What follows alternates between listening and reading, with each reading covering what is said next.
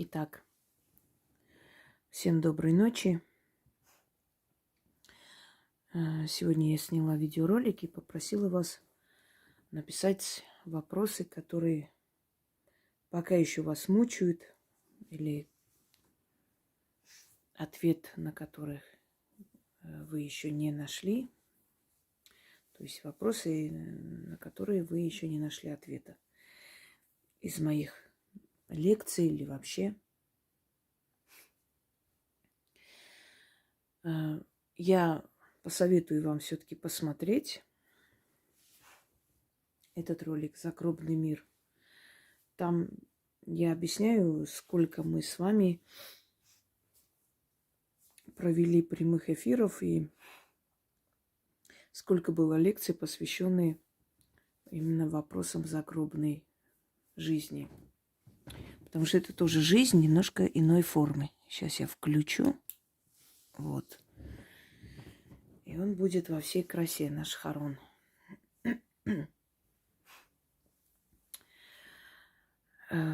Итак, помимо всех лекций о загробном мире, которые я снимала за эти годы, помимо встреч с призраками, мистических историй, в которых я не только читаю истории наших зрителей, но и объясняю, о чем они, и даю вам полную картину происходящего. Сейчас буду отвечать и на другие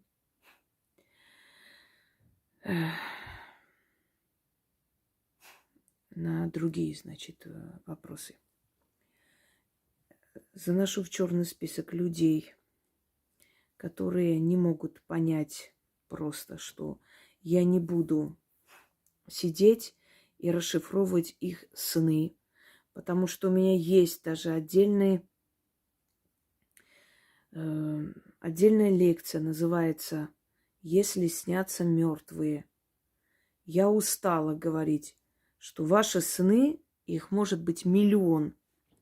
Пока вы живы и существуете на этой земле, у вас будут сны, потому что сон порой это продолжение дня, порой это ответы на вопросы, которые вы ищете. Иногда это встреча с нашими умершими родственниками, иногда это просто предупреждение от Вселенной. И у вас миллионы, миллиарды снов. Поэтому мы об этом сейчас говорить не будем. Но опять смотрю каждый второй вопрос про сон. Ну, сколько можно говорить и объяснять, правда? Зачем вы отнимаете мое время? Итак. Так, за такую интересную лекцию и так далее, и так далее. Очень хочется задать про души детей искусственного оплодотворения. Слышала, что в такие тела вселяются непрекаянные души. И это есть нехорошо. Так вот, хочу вам сказать, что церковь категорически против того, чтобы были зачаты дети в пробирке, да, таким искусственным образом. Считается, что мы вмешиваемся в божественную волю, что тем самым мы оскорбляем самого Бога, ибо Он создатель, и человек не вправе создавать другого человека. Боги создали все, что есть вокруг нас. Но боги каждый день не выходят и не приказывают дождю: вот сегодня ты будешь лить, а ты, луна, сегодня будешь выходить и светить, и солнце ты тоже выйдешь сегодня. Нет, боги создали этот механизм, и он работает сам по себе. Пока что сбоя не давал ни разу. А если даст сбой, конечно же, мы погибнем. Так вот, боги создали механизмы рождения и смерти в том числе. То, что ребенка искусственным образом создают, то есть оплодотворение происходит искусственным образом, это не говорит о том, что это человек создает. Человек всего лишь, пользуясь именно своими знаниями, да, и знаниями закона анатомии, как происходит зачатие ребенка.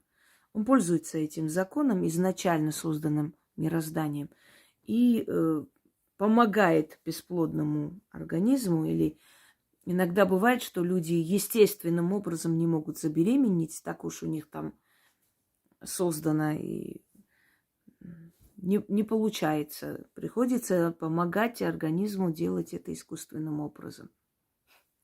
Однако это точно такие же созданные богами люди.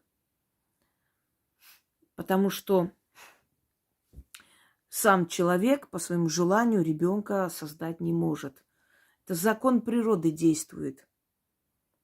Понимаете, вот мастер по созданию часов, часовщик, по-моему, его называют, да, если я сейчас, чтобы не ошибаться, он создал часы. И мы можем завести эти часы, если они остановились, и они дальше будут идти. Это же не означает, что мы создали или мы знаем весь механизм. Нет. Мы просто знаем, что для того, чтобы они шли, нужно их заводить время от времени. Ну, предположим, старые часы. То же самое. Для того, чтобы ребенок был зачат, нужно воспользоваться изначальным механизмом по созданию нового организма. Ребенка ли, пускай там питомца, там, то есть эти все опыты были сделаны сначала на животных, а потом уже перешли на человеческий организм. Что касается души. Если мужчина и женщина зачинают ребенка в порыве любви, если у них истинные чувства, как правило, эти дети очень красивые и талантливые, они добиваются многого. Неважно даже, если они сами этих детей не особо любят и так далее, но у них была любовь, не просто физическая близость, то от них исходит очень сильная волна, вот пробивающая энергия, которая из этих астральных планов берет и спускает вниз душу. Спускает вниз душу в тело женщины, в этот эмбрион. И чем сильнее их духовная степень, этих людей, тем больше вероятности, что ребенок, спущенный оттуда вниз, окажется той самой душой высокого полета, высокой планки и древней душой. Еще зависит от рода, смотря какой род с другим родом соединяется. Смотря какого ребенка эта семья заслужила. Иногда бывает, что профессора, просто интеллигентные люди, а между ними нет этой чувственной силы. И поэтому от их союза спускается вниз, может спуститься и низменная душа. И в доме, в семье профессора может вырасти преступник. Понимаете? Абсолютные там нелюдь. В редких случаях бывает, что когда люди в пьяном угаре делают детей, вот один ребенок удался. И то, может быть, благодаря тому, что этот род некогда, когда-то был очень благородным, достойным, но постепенно начал вырождаться, уходить из этого мироздания. Но в памяти о поступках предков иногда время от времени в эту семью приходят древние души, которые помогают хоть как-то продолжать этот род. Теперь вернемся к детям, какие души они получают. В этом случае, даже если ребенок зачат неестественным образом, бывает, что женщина сама хочет просто родить ребенка, да, не от определенного мужчины, просто вот указывая пальцем на любой генетический материал, она готова просто родить, чтобы время не ушло. Иногда некоторым женщинам это говорят. Вот они отдают свою жизнь карьере, подходят ближе к 40 и говорят, или сейчас родишь, или никогда. Вот она идет на отчаянный шаг. То есть без разницы, любой генетический материал, хочу родить ребенка. Вот тогда зависит от того, у какого мужчины это взято? Очень может быть, что этого мужчины нет в живых. Потому что иногда бывает, что под предлогом анализов берут генетический материал у мужчин, которые, например, от чего-то лечатся и прочее. Естественно, стараются, чтобы дети родились от здоровых родителей. Но в любом случае, может быть, там причина его смерти была совершенно другая, не имела отношения к каким-то недугам страшным. И этого мужчины может не быть в этом мире уже, а это сохраняется. Этот мужчина мог уйти из этого мира лет 20 назад, 30. А этот материал сохранен и в замороженном виде. И женщина через много лет рожает ребенка, может, от человека, который ей не в дедушке, а в прадедушке годится. Понимаете, в чем дело? Оно же не стареет. То есть материал генетический, он какой был, такой и есть, и он же не стареет. То есть он в таком состоянии, в котором было взято. Здесь зависит уже вот это вот состояние души этой женщины, ее сознание, ее код, генетический код, ее зов крови, ее род того мужчины, от которого она родит и так далее. И если это достойный род, то ему как благословение, как, скажем так, такой дар дадут этому ребенку душу из высоких то есть планок. А есть такие случаи, когда женщина, например, узнает, что ее любовник миллиардер, скажем так, бесплоден, но боится, что если что, там он поставил вот такое условие, что родишь ребенка, тогда перепишу на наследство или женюсь на тебе. Я не знаю, на что они надеются, потому что есть сейчас анализ, по которому можно вычислить, его ребенок или нет. Но они идут на этот шаг, предположим. Идут и обманным путем происходит зачатие. И тут объявляют ему, что вот она беременна, и он там на радостях женится, через некоторое время помирает. Это все имущество ей, этому ребенку рожденному, потому что уже она законная супруга. И вот тогда, учитывая планку души матери, насколько она низкая, потому что обманным путем добиваться имущества другого, это не говорит о высокой планке души человека, да? Тогда, конечно же, она получит ту душу для своего ребенка, которую она заслужила.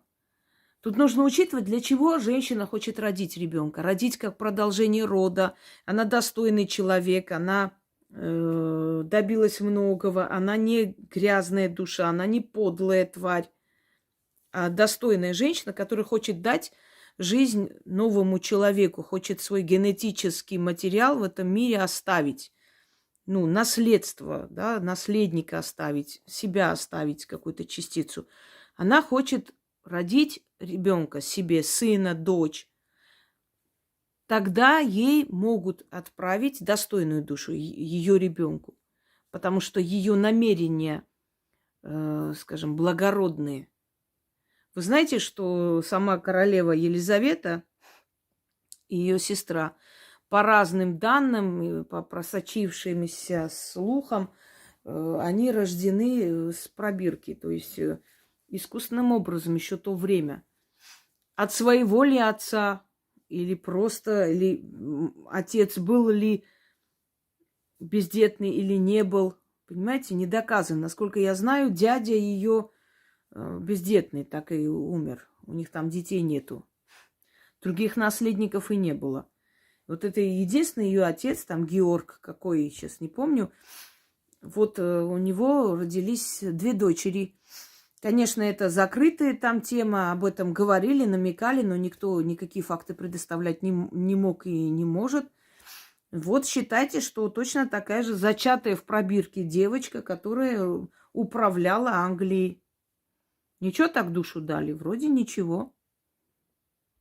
А для чего это могло быть сделано? Чтобы династия не прерывалась, чтобы она дальше шла. То есть намерения благородные, ну и люди, родители, там, воспитанные, благородных кровей, естественно, дали ту душу, которую они заслуживают. Да, и вторую часть, что в эти тела таких детей вселяются непрекаянные души. Забудьте об этом. Никаких непрекаянных душ сюда больше не пускают. Нет реинкарнации, нет перерождения. Каждая душа один раз приходит в этот мир. Больше она никуда не вселяется. Она может вселиться в человека, живущего, не родиться и прийти, а вселиться может, потому что она непрекаянная, бродячая душа. Вот они совершили какую-то глупость на кладбище, я не знаю, посмеялись, по телефону болтали, неуважительно себя повели на кладбище. И они могут быть наказаны этими душами. Либо, может быть, у них там какую-то ошибку совершили, или влезли в оккультизм, куда их не просили. Все что угодно, об этом мы уже говорили с вами, и сейчас не будем об этом. И происходит вселение души, то есть душа захватывает тело. И иногда может выйти, может зайти, может там притихнуть и оставаться, иногда себя проявляя. Знаете, как-то человек ведет себя неадекватно, и как будто это не он. Вот так может произойти. То есть вселяться, имеется в виду, человек становится ими одержим. Но чтобы они родились в другом теле второй раз, никто, ни одно живое существо во второй раз в этот мир не приходит. Там миллиарды душ, которые ждут своей очереди, чтобы родиться. И какая душа будет у ребенка, зачатого в пробирке, я вам уже сказала. Какую заслужат родители, такая душа и будет дана им. Их роду, их семье. Давайте дальше. Иногда даже естественным путем зачатые рожденные дети становятся проклятием для своих родителей. Не то, что там в пробирке, понимаете? Так, далее. Ой.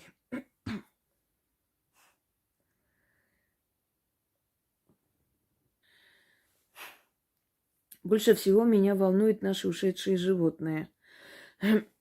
Ирина, да, по-моему, да.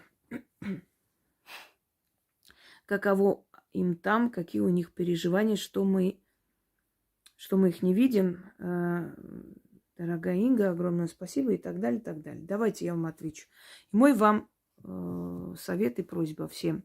Пожалуйста, за меня не отвечайте никогда.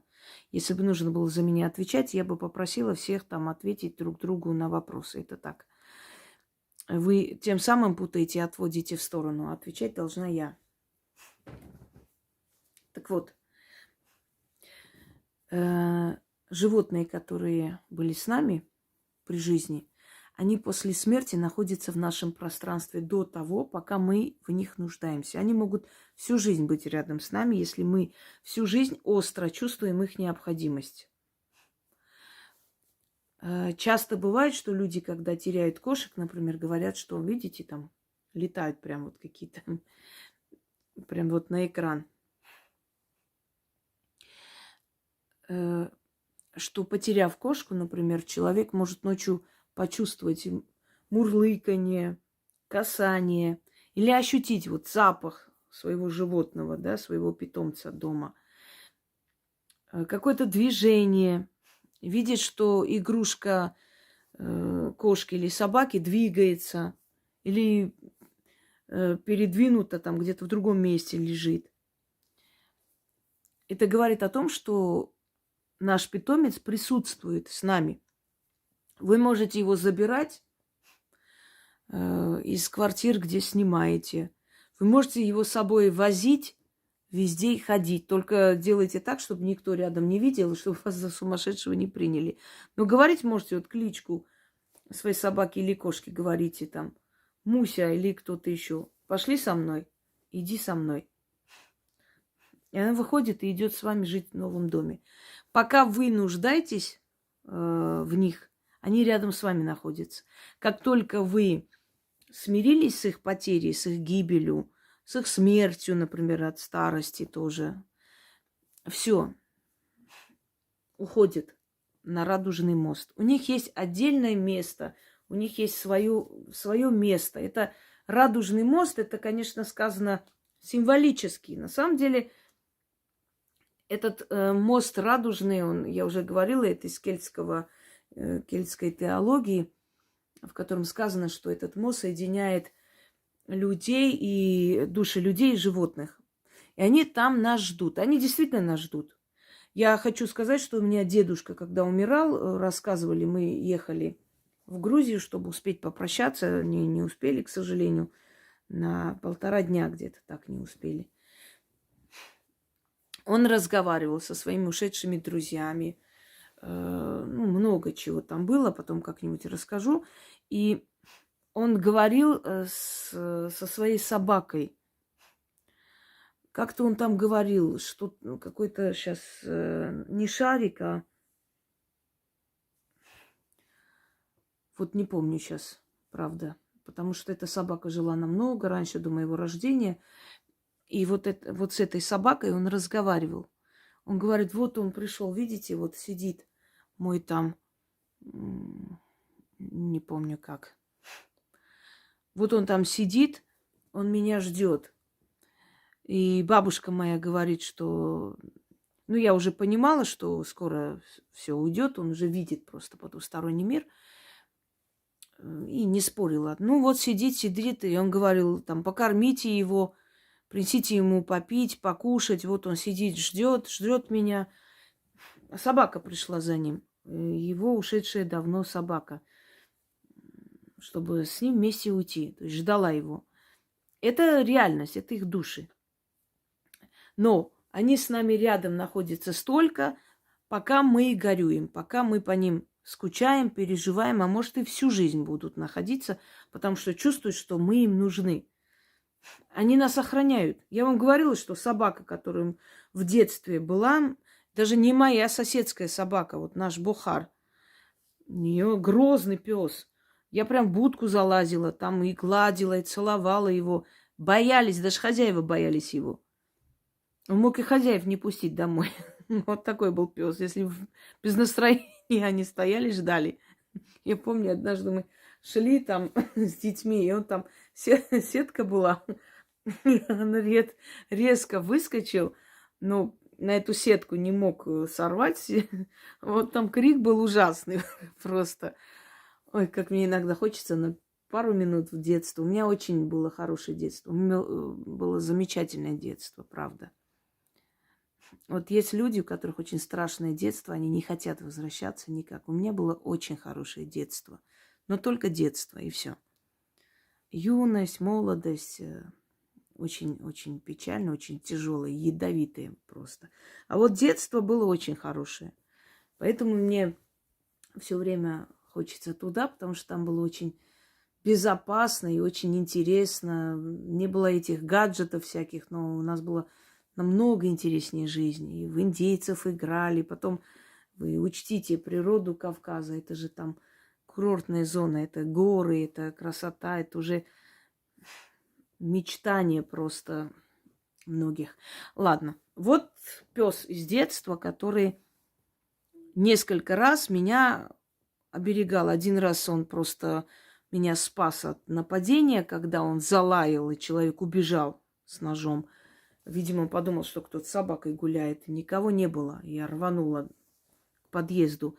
И еще раз тоже, несколько раз так было, вот по мелочи сейчас не могу вспомнить, а вот 2 раза вот точно. Вот. И второй раз, когда на кухне в Москве, там на кухне просто залаял вот пес большой, кавказская овчарка. Он и был кавказец. И я просто обомлела, потому что я никак не мог никакой пес ни через балкон никак прийти. Я когда побежала на кухню со страхом так выглядывая, а вдруг, правда, какая-то собака, там никого, естественно, не было, но я забыла кофе. Оставила, включила плиту и кофе, и оно уже дымилось. Вот почему. То есть они с нами рядом. Как только мы смирились с их потерей, легче стало, или взяли другую собаку, начали любить и так далее. Они могут прийти некоторое время с этими питомцами играть, а потом уходят. Чувствуют ли что? Извиняюсь, сейчас посмотрю. Так, скучают ли они, что мы их не видим? Переживают? Нет, не переживают. Там совершенно другой мир, Ира. Там другой мир, там нет переживаний. Там по-другому они видят нас. Они нас чувствуют, видят. У них нет этих переживаний. Они ведь уже переходят совсем в другое измерение, и у них вот этих чувств, которые были, когда они находились в теле, они уже совершенно другие чувства. Они чувствуют пространство, они соединяются с мирозданием, приобщаются ко всему этому, понимаете? Поэтому нет такого. Рядом, пока помним, пока хотим, как бы сказать, пока вспоминаем, пока не отпускаем. А когда уже легче становится, они уходят. Так. Так, позвольте вам задать вопрос. Мою бабушку зверски убили. Мы ее обнаружили дня через 3 после ее смерти. Это было в 83-м году. В этом году на родительский день я шла по кладбищу и, не доходя до могилы родных, приостановилась у могилы маленькой девочки. Ее звали Танечка. Могила ребенка стала запущенной. Я увидела, как по фото текут слезы. Я обалдела.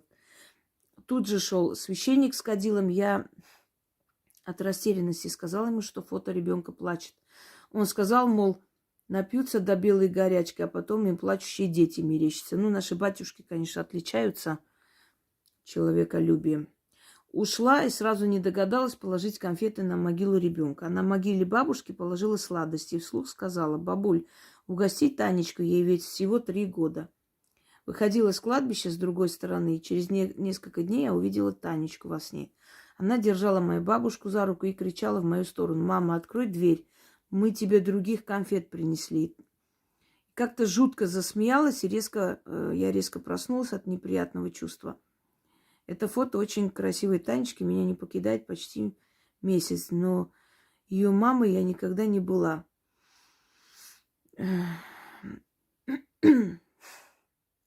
Так, это когда вам снилось? Тогда или сейчас? Не совсем поняла. Сейчас, да? Вы были там на кладбище. Так, 7 год ее... Мне на год ее смерти было 7 лет. Скажите, пожалуйста, как правильно помянуть чужого ребенка, отвязаться от навязчивого детского образа? Иногда мне кажется, что он где-то рядом. Так, я вам сейчас объясню. Дело в том, что иногда люди могут идти, ухаживать за могилой человека, которого не знали при жизни. Вот тянет просто, вот жалко становится, хочется как-то облагородить. Такое возможно, но понимаете как? Вот я когда иду на кладбище, я работаю на кладбище. Я просто работаю на кладбище. Это совершенно по-другому. Я не вглядываюсь в фото. Я могу посмотреть, мне интересно, например, вот более такие интересные лица какие-то. Могу подойти, спросить что-то у этой души. Она придет потом, во сне мне ответит. Но у меня такая профессия, я уже давно с ними, полжизни. Я знаю, как с ними общаться. Я знаю, как сделать так, чтобы они ко мне не приходили лишний раз. Но люди, которые, например, в детстве любили гулять по кладбищу, или вообще любят гулять по кладбищу, они могут накликать на себя беду. Слишком вглядываясь в фотографии, им скучно там, им тоскливо, они хотят видеть родных. Они там не живут, на этом кладбище. Но иногда их души приходят, начинают бродить там, если они между мирами, например, не ушли, не нашли покой по какой-то причине. Мы не можем все причины знать. Много их. Может быть, убитый был ребенок. Понимаете, может, долго болел, мучился, что-то. Мы же не знаем, что там. Вы привлекаете внимание. Если вы привлекли внимание, если вы бабушке своей сказали угости Танечку, то лучше бы вы эти конфеты принесли и на ее могилу положили. Они просили бы. Неважно, мы не знаем законы потустороннего мира на 100%, поэтому мы не можем знать, можно ли было вам в тот момент на могиле совершенно чужого для этого ребенка человека, ну, хоть и вашей бабушки, положить конфеты для нее, или надо было ей лично положить и оставить там. Ведь что такое конфеты, что такое угощение, что такое там цветы, там игрушки? Это энергия. Конфеты, сладости, еда, энергия. Энергия, которую мы приносим и оставляем для мертвого. Вы оставили бабушке эту энергию и сказали, передай Тане. Но Тане это не дошло. Эти конфеты нужно было положить на ее могилу. Или не обещать ей ничего. Вот она и злится, потому что вы же ей пообещали эти конфеты. Она их не получила. Вы положили на могилу бабушки, а не на ее. Я просто не совсем поняла, это тогда было или сейчас? Если это сейчас, и вы знаете, где могила этой Танечки, возьмите конфеты, возьмите игрушку какую-нибудь для ее возраста, зайчика, там, медвежонка, отнесите, положите на ее могилу и попросите прощения, что вы тогда оставили у бабушки, но не принесли лично ей. Скажите ей ласковыми словами, там, угощайся, Танечка, не обижайся на меня, вот тебе вкусности, а это поиграй. И она вам приснится, поблагодарит, она будет веселая, радостная, и больше вы ее не увидите. Нет, она за вами не ходит, просто во снах приходит. Вы обратили на нее внимание.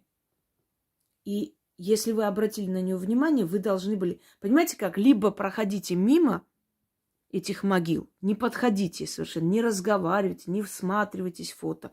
Либо, если проявили какой-то интерес, что-то оставьте им.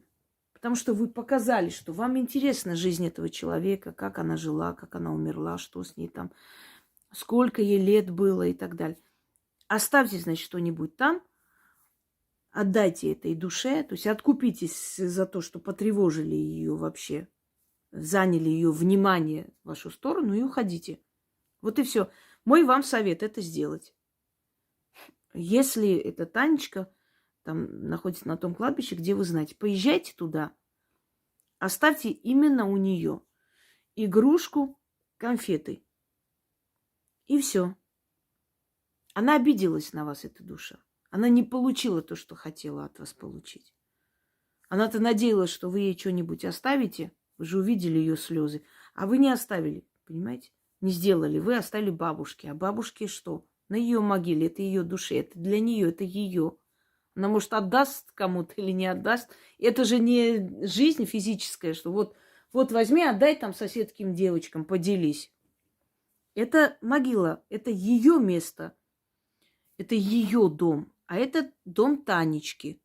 Хочешь Танечке отдать, оставь на ее могиле, не через каких-то мертвых.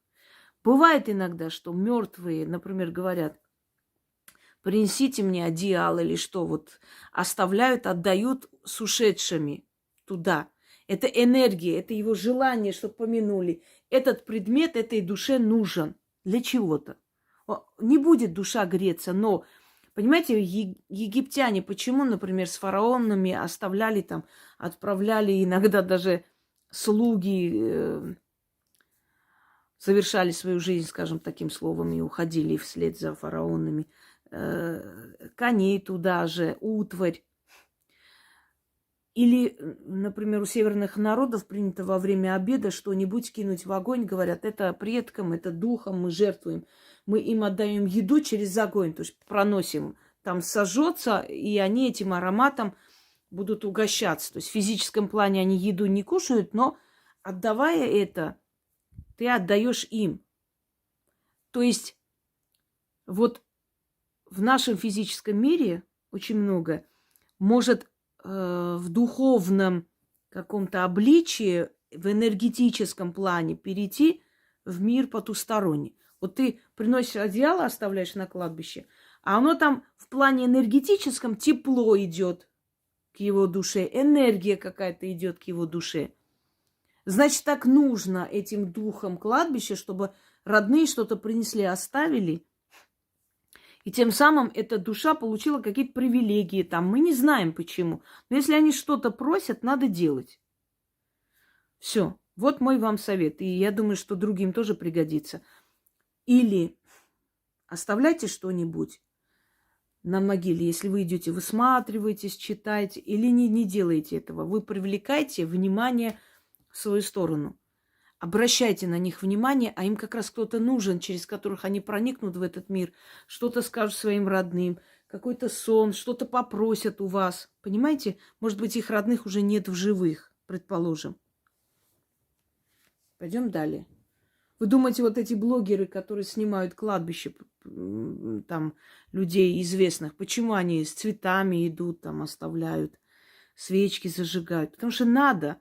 Если ты подходишь, привлекаешь внимание этой души, значит, будь любезен, компенсируй это время. Отдай им что-нибудь. Цветы, из которых они возьмут энергию.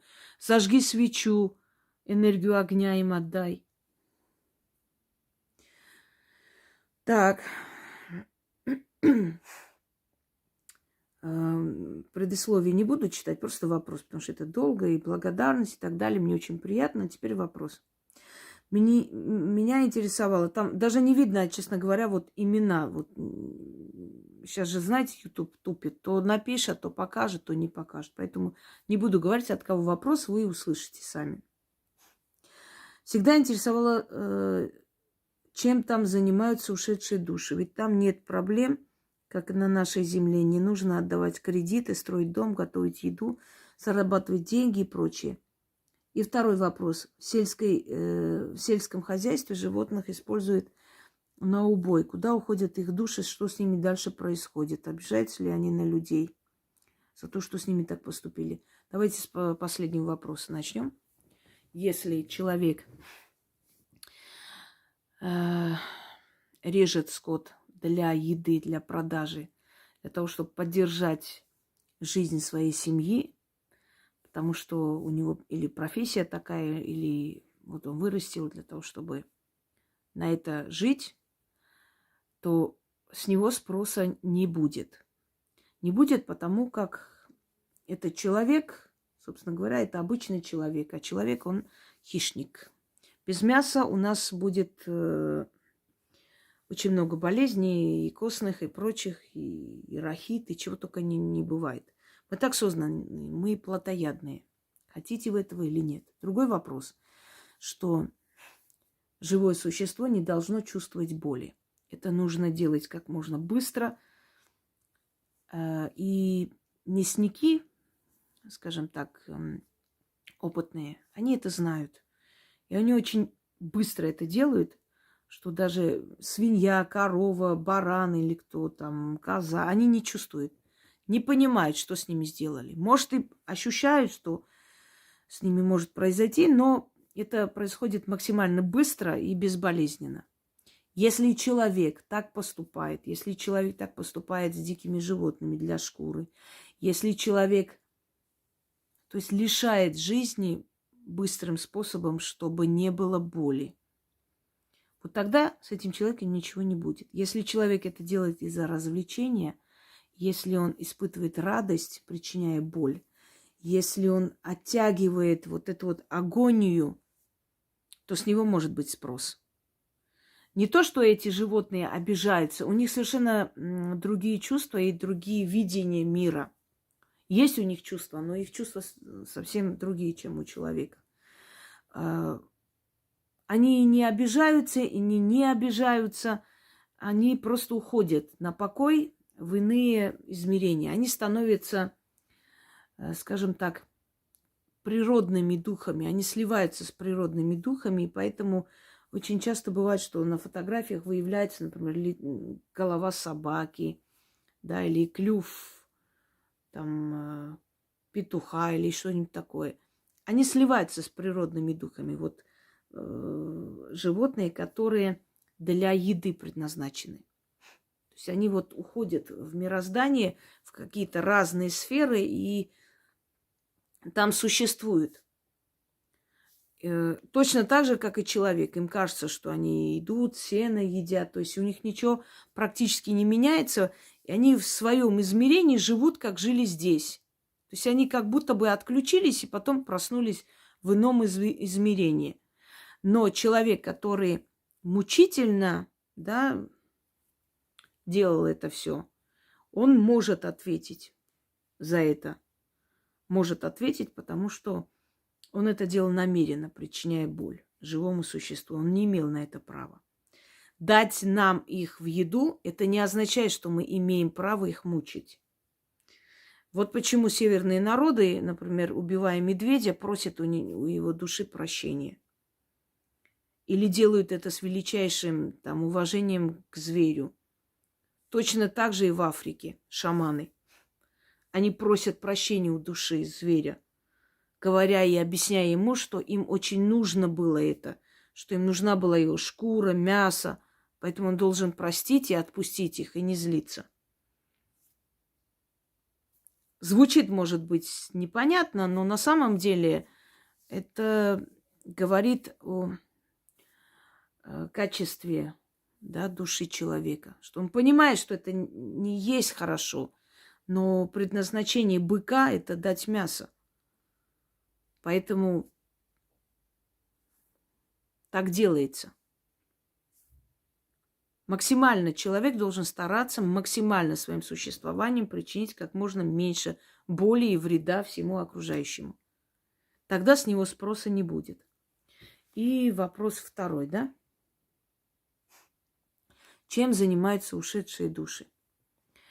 Дело в том, что наш мир, физический мир, это некое такое место экзамена.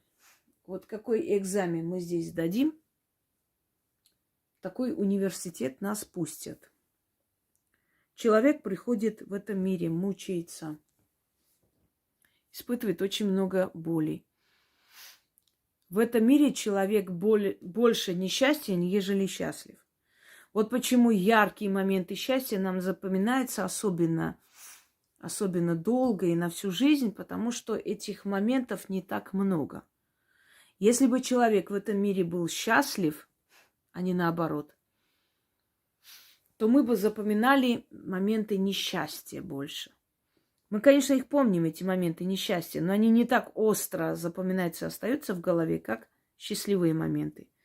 Когда мы увидели, или там, когда влюбились, когда было первое свидание, когда ребенок родился, когда первый раз пошел, первый раз сказал мама и так далее. Вот эти вот моменты счастья мы запоминаем, потому что наш мир настолько мало нам дает счастья, что... Ну, то есть это не место для счастья, это чистилище для наших душ. Мы сюда приходим, чтобы доказать, что мы заслуживаем лучшей участи там или наоборот. И когда мы уходим туда, смотря что мы заслужили, то нам и дают. Я вам хочу сказать из личного опыта, что я видела и что мне показывали, причем часто. Я видела себя в таком старинном древнем замке.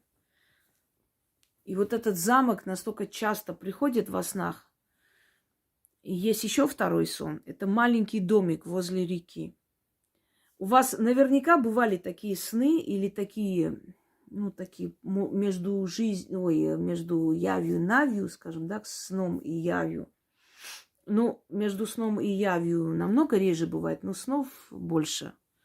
То есть у людей, которые не обладают особыми какими-то знаниями, силой, у них больше сны яркие, ну, чем видение. Так вот, и бывает ощущение такое, как будто ты настолько знаешь хорошо этот дом, вот прям родное чувство. Так вот, замок, и я иду за женщиной, и у этой женщины закрыто лицо, она вот под каким-то балдахином таким закрытым капюшоном идет, а я за ней. И у меня ощущение, что это моя мать. Не мать, которая здесь, в физическом мире, а совершенно другая мать. Та, которая моя там. И я за ней иду, захожу, и там вижу свою бабушку, прабабушку, их сестер. То есть всех, кто там, кто уже ушел, умер давно или недавно. И они сидят, балкон, внизу скала, огромные черные горы, очень красивая природа. Ой, что это пролетело? 44-я минута. Отвлеклась, представляете? Оно там прошло. Ну ладно, потом перемотаю, посмотрю, интересно. Грохочет внизу река, прям крохот реки. Опять природа. Очень красивая. Весна, ну, такое вот время. Зелень, все. И они сидят на этом балконе. Это замок. Он прям висит на скале. И этот сон я вижу часто. Я видела сначала видениями, а потом сон. И я вижу их всех, они сидят просто за столом. Они пьют чай, кофе, что-то такое вот непонятно. То есть угощение, все. Вы говорите, чем занимаются души? Друзья мои, души могут там создать такую атмосферу реальной жизни, если они хотят почувствовать себя в реальной жизни, вот в которой они жили здесь. То есть почувствовать, что они за столом сидят. Вообще они, конечно, существуют вне пространства. Они прозрачные, вот такие энергии. Они энергии, разум.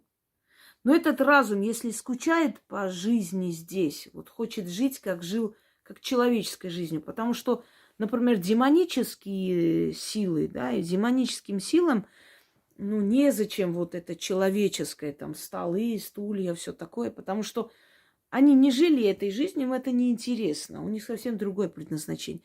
Но душа человека, которая привыкла жить вот так, которая привыкла видеть дом, там, не знаю, стол, столы, красивые там. То есть там приближенные к нашему миру картины. Смотря какая душа, как она хочет существовать. Если этой душе хотелось бы жить как в саду большом, поэтому каждому человеку вот между жизнью и смертью приходит та картина, которая ему ближе, которая ему нравится больше. Хотя он может попасть в разные измерения, смотря где он находится. Они не летают по облакам, понимаете? Они просто разум, который существует вне тела.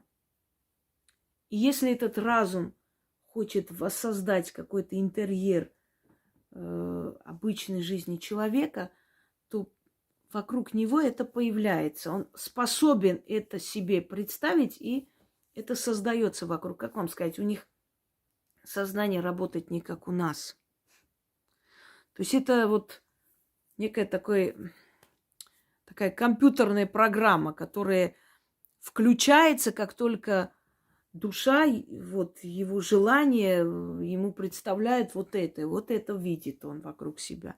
Но иногда они живут в этих замках, которые в нашем физическом мире разрушены, от них уже ничего практически кроме стен не осталось, но они остались в параллельных мирах, какие были в самом расцвете. И вот души живут в этих замках, в самом рассвете этого замка, во всей этой красоте, которая была. И там этих предметов не существует в реальности, но души их видят, и они там живут. Как будто бы в мире. Вот если они тоскуют по такой жизни, то им позволяется, если у них есть какие-то привилегии, жить так, как им хочется. То есть в той атмосфере, которая им нравится, которая им ближе, если они это заслуживают.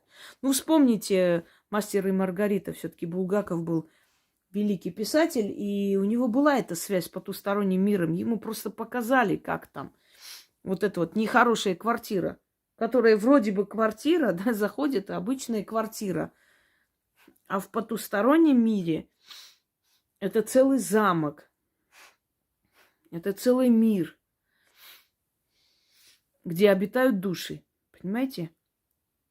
То есть вот когда некоторые люди говорят, вот в этом там доме живут духи, и что-то нехороший дом такой с призраками, привидениями. Призраки, привидения не на кухне нашей живут, скажем так. Они живут совсем в ином измерении. Они живут, может быть, вместо этой кухни, может, вокруг них замок находится. Они в своем замке живут, но они создают шум, потому что они они там обитают, да, они взаимодействуют с пространством. И нам кажется, что они гремят на нашей кухне. Нет, они живут в своем замке. Просто в потустороннем измерении в этом месте находится замок. А в физическом мире здесь кухня. Я надеюсь, поняли, о чем я. Так. Они там по-разному живут, и там очень много миров. Мы сейчас будем это обсуждать и придем к этому, потому что здесь вопросов касаемо этого очень много. Так, давайте дальше. Я хотела узнать, куда попадают души из жреческого рода. Вы знаете как? Род жрецов или род царей. Это люди, которых отправляют в этот мир для того, чтобы... Ну, почему род царей? Потому что, как правило, царя выбирали из жреческого рода, духовной касты. Или жреца выбирали из рода царей, главного верховного жреца.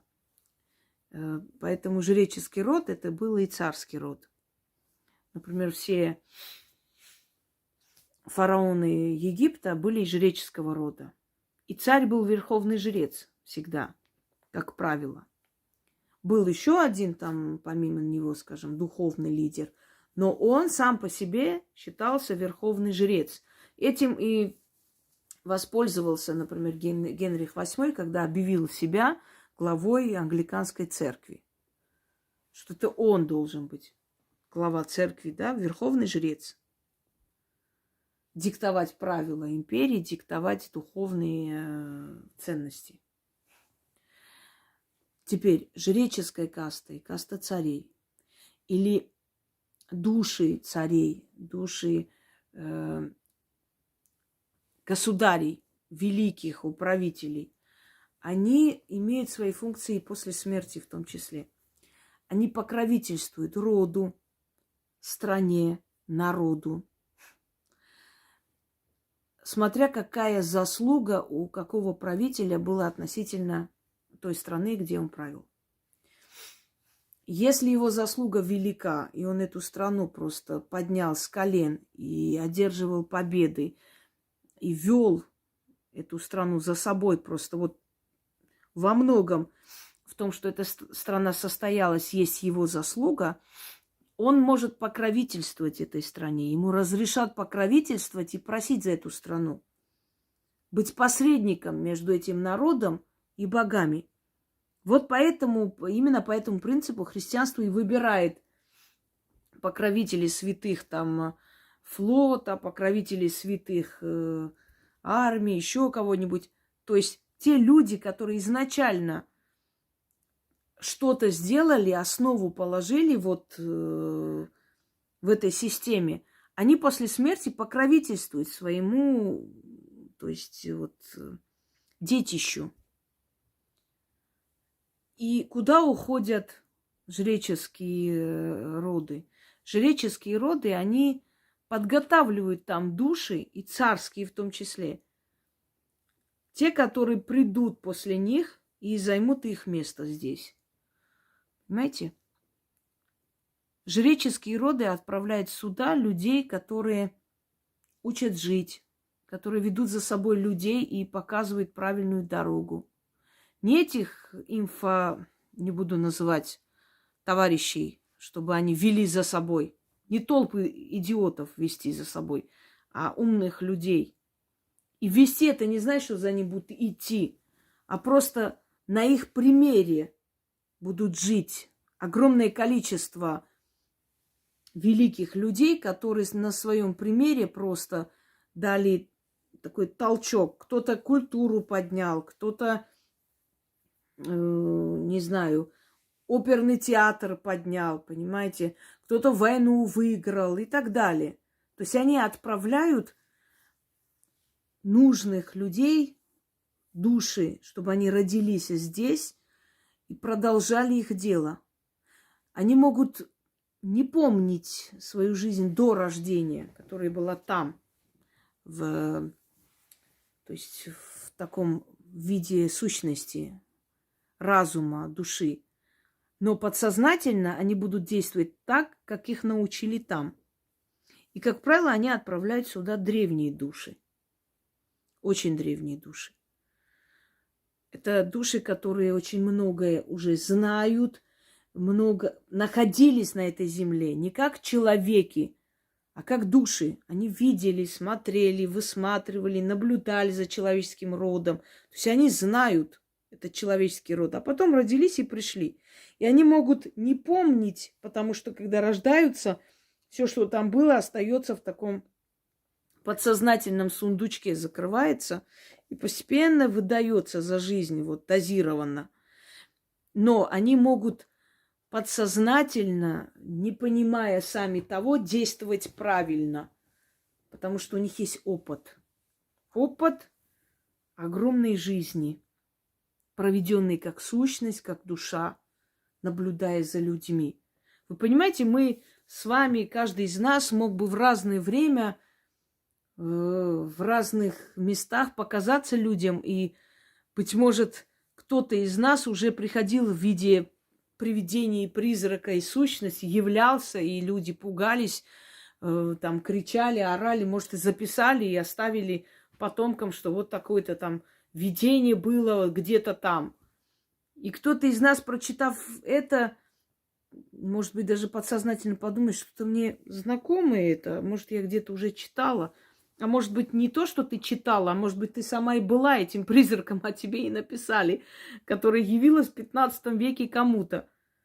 А потом, через много сотен лет, ты рождаешься в этом мире как человек, и ты обладаешь большой мудростью, больше, чем другие, потому что ты уже знаешь человечество. Понимаете меня? Но сюда отправляют ходить сотнями лет, веками особых душ, которые должны потом, через несколько веков, родиться именно в то время, когда нужно это. Когда народу этот человек будет особенно нужен. Рассчитывается его возраст, сколько ему будет лет, когда вот, например, в мире случится вот это и то. И что этот человек должен быть, например, в зрелом уже возрасте, чтобы поддержал людей, чтобы объяснил, спас, помог, сказал, как надо себя вести. Но для того, чтобы он родился в этом веке, в это время, чтобы вот на тот момент какого-то страха, ужаса или чего-то там такого, который будет с народом происходить, чтобы он мог поддержать народ, чтобы он был уже зрелый человек, а не ребенок, рассчитывается просто до миллиметра, извиняюсь за тавтологию, и отправляют человека через много сотен лет именно в это время родиться. И говорят, вот родишься в это время, ты здесь будешь нужен. Понимаете? Но это особые души. И эти особые души действительно обладают мудростью. Они правильно живут. Подсознательно делают правильные шаги. Даже без подсказки. Естественно, они учатся. Они узнают, как все дети учатся, ходят в школу, у них есть родители, дом, как обычный человек. Но не совсем обычный человек. Потому что через некоторое время он становится либо там президентом, либо военачальником, либо заслуженный учитель, который, как Макаренко, да, кажется, я правильно говорю, ведь просто собирает этих сирот, из них делает людей. Либо рождается как маршал, который приближает победу. Понимаете, особые души, которые отличились, оставили свой след, и которые что-то сделали для человечества, значимое в разное время, в разных сферах, в разные такие страшные моменты для человечества. Вот жреческие, царские души, то есть те, которые заслуживают этого. Жреческие, царские роды, они покровительствуют и передают свой опыт, и учат, и подготавливают, и отправляют сюда себе смену. Так, давайте дальше. Вспоминаю вашу лекцию о возрасте души. И стало интересно. Сейчас, секунду. Как же рождаются души и умирают ли они или живут вечно? Ну, я вот сейчас только буквально рассказала, как они рождаются. Их отправляют сюда. И у каждой души свое предназначение. Кто-то древняя душа, и он должен родиться у этой семьи, в этом роду, у этих родителей в таком-то году. Ваших родителей, может, еще и не было здесь на свете, они еще там были как сущности, а вам уже сказали, вы родите, то есть вот ты придешь, вот в этом роду родишься, посмотри, тебе нравится этот род, вот там побудь в этой семье, как душа присутствуй, смотри там за ними, наблюдай несколько сотен лет, а потом родишься в этой семье, и ты должна знать, к какому роду ты будешь принадлежать. Но это особые души. А у всех остальных, как правило, предназначение просто им говорят, что они придут в этот мир, родятся, если они хотят. Никого принудительно сюда не отправляют. Запомните, все вы, кто родился здесь, они сами просили. Потому что это место экзамен. Они сами просили, чтобы посмотреть, увидеть. Ведь те души, которые возвращаются назад, умирают, они же рассказывают, там есть мир, там есть люди, там есть страны, есть нации, народы и так далее. Они хотят посмотреть, что здесь происходит. Они хотят прийти тоже жить. Они хотят тоже любить. У них тоже хочется детей родить, оставить здесь, чтобы потом о них помнили, чтобы у них больше было энергии в потусторонних измерениях. И вот они просятся их отправлять сюда, если они заслуживают этого. Невзирая на то, что здесь место мучений больше, чем счастья, но души хотят, стремятся, потому что они знают, что пройдя земную жизнь и возвращаясь назад, они уже будут в более высших пластах.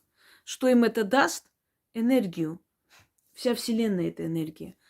Они будут себя чувствовать замечательно, чувство счастья у них будет. Будут наслаждаться мирозданием. Им будет разрешено перемещаться в разные миры, знакомиться с другими душами, видеть более великих сущностей, находиться в их эгрегорах. Интересно, там намного разнообразнее жизнь, чем здесь. Вот поэтому для того, чтобы получить это все, пропуск, это надо родиться, жить в теле человека и уйти. И если ты достойно все сделал, то ты пойдешь туда, куда надо, куда ты хотел, но не мог попасть, потому что у тебя нет привилегий, ты еще ничего такого не сделала, чтобы тебе разрешали столько наслаждений. Понимаете, о чем речь? Так. Они живут вечно. Души не умирают. Они живут вечно. Просто есть воронка зла, там души, которые питаются злой энергией. И там истощенные, озлобленные души, им не хватает энергии. Они все время идут и эту злую энергию выкачивают из людей, забирая с помощью страданий и так далее. Но для них мучительное существование. Они бродят полуголодные. Это очень тяжело для души. Но живут вечно. Все. И в высоких материях, и в низких. Вечно. Если человек в этой жизни по какой-то причине не продолжил свой род, нет детей, то что с душой в том мире происходит, если нет продолжения рода? Душа лишается подпитки, энергии в виде памяти о человеке, или он переходит на уровень ниже, или что-то другое происходит. Если человека предают забвению, душа его погибает или мучается без нужного количества. Мучается, да, много количества энергии, благодарю заранее. Вот смотрите. Это я читала еще. Значит, если человек оставил о себе добрую память, и потомки его помнят, это замечательно. Он питается этой энергией, подпитывается. Но вот его помнит внук, правнук, праправнук, ну и, собственно, уже потом уже не помнит, кто, от кого. Да, не помнят, не знает имени. Но ведь вы же живете на земле, вы рождаете детей, вы говорите, что вы принадлежите там такому-то роду, из таких-то людей рожденные, вот из той-то губернии мы происходим и так далее. Вы же есть, а пока есть продолжение, потомки все время будут давать энергию, даже не зная имени своего предка, они эту энергию будут отдавать ему, нужную энергию, потому что они его потомки. Благодаря его существованию и тому, что он родил детей, они и есть. Например, у меня там дед, скажем, 20 поколений назад, я ж не знаю кто. Но благодарю тому, что он зачал ребенка, моего прадеда, а он своего сына, я и есть сегодня. И если меня там благодарят, говорю, спасибо вам большое, или вот там спасибо вашему роду, спасибо, что вы есть и так далее. Вот эти вот выражения, они все уходят к нашим предкам.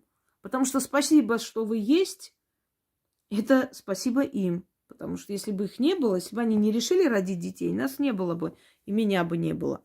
Спасибо вам большое, мне, за мое хорошее сделанное что-либо, какая-то энергия уходит моему прадеду. Благодарен за то, что он когда-то воспроизвел таких потомков, и дошло и до меня очередь родиться.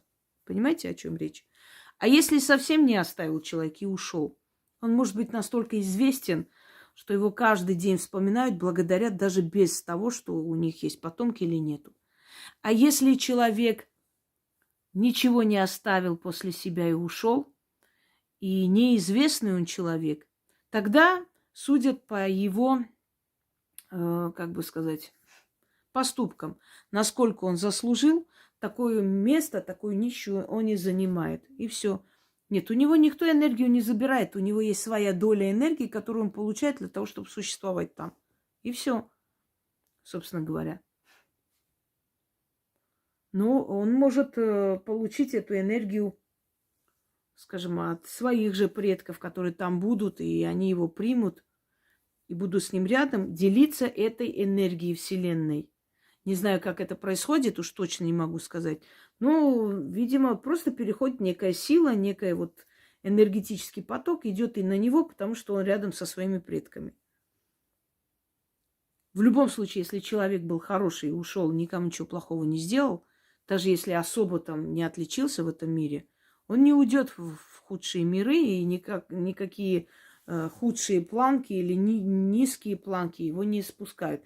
Просто когда человек оставил что-то, нечто в этом мире, его все время подпитывает этой энергией, и он все время полон этой энергии. Он становится такой маленький божок, у которого есть свои поклонники, есть свой эгрегор, своя сила.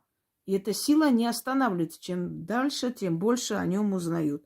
Ну, например, те же самые правители, о которых снимают фильмы, пишут книги. Это все энергия. Ведь читают люди, говорят о них. Они отправляют какую-то маленькую частицу энергии. Ну вот, предположим, погибшие солдаты. Мы ж не знаем их по именам. Но вечный огонь, который питает их души, это их место. Они имеют право там прийти и подпитаться. Мы для этого и сделали. Это языческая традиция в древние времена. Зажигать огонь по праздникам, а иногда и вечный огонь у некоторых племен было принято. Что мы не знаем их имена, мы не знаем, кто за нас погиб, когда. Но поскольку посыл во Вселенную, что это для них, это их огонь, их энергия, то они могут спокойно прийти и забирать, и брать энергию этого огня. Вот имена написаны, например, да? Там павших героев, и вечный огонь горит. Вот Мамаев курган, скажем так, в Волгограде. Вот имена всех защитников Сталинграда. Не всех, конечно, но в основном, кто защищал вот этот курган. Вот. То есть окончательные бои, кто дал, кто пал за эти высоты. Их имена там записаны. А рядом лежат те, которые генералы, маршалы, тот же Зайцев, известный снайпер. Они сами захотели, попросили их похоронить там, на Мамаевом кургане. Там могилы. Они все находятся там. И они все питаются вот этим вечным огнем. Имена обозначены, чтобы точно им сказать, это посыл. Ты имеешь право прийти и пользоваться этой энергией, потому что ты отдал за нас свою жизнь.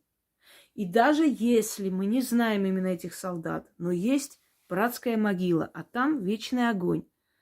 Вот кто там похоронен, он имеет право его душа, прийти и у этого огня взять эту подпитку.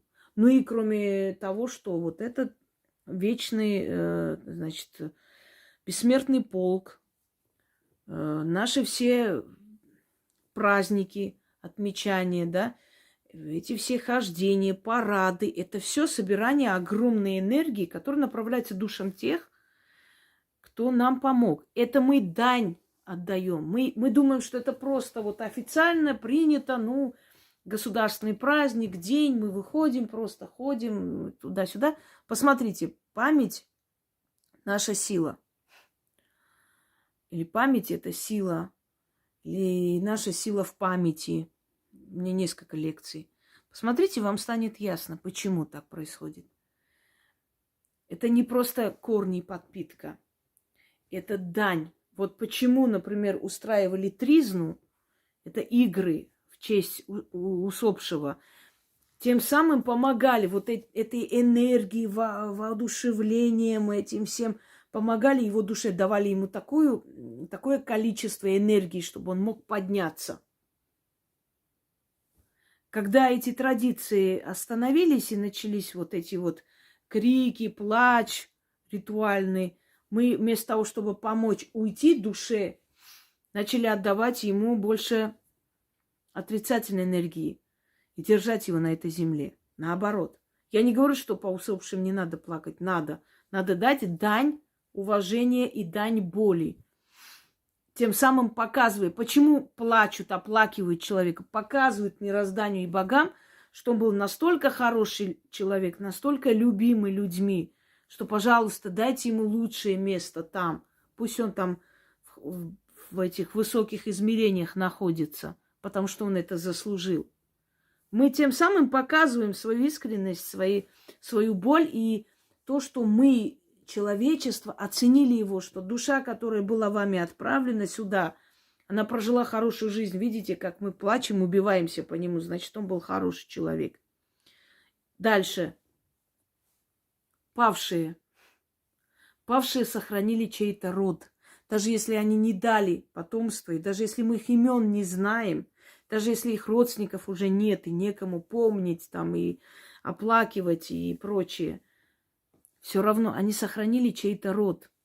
И когда они своей кровью, своей жизнью спасли женщину, там, девочку маленькую, эта девочка выросла, вышла замуж, родила детей.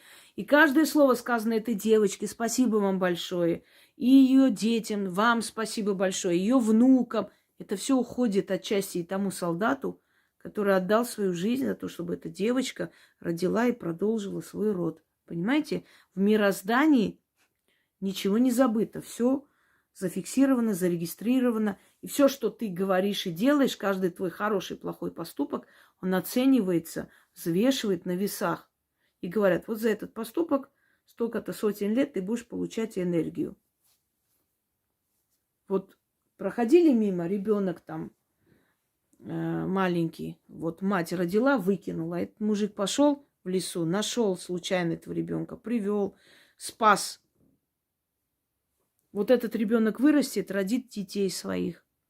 И каждый раз благодарность этому ребенку, каждое достижение этого ребенка, то, что у его детей там будет, не знаю, счастье, радость, что все время какая-то частица будет уходить этому человеку веками за то, что он своим поступком дал возможность этому роду, этого ребенка продолжиться.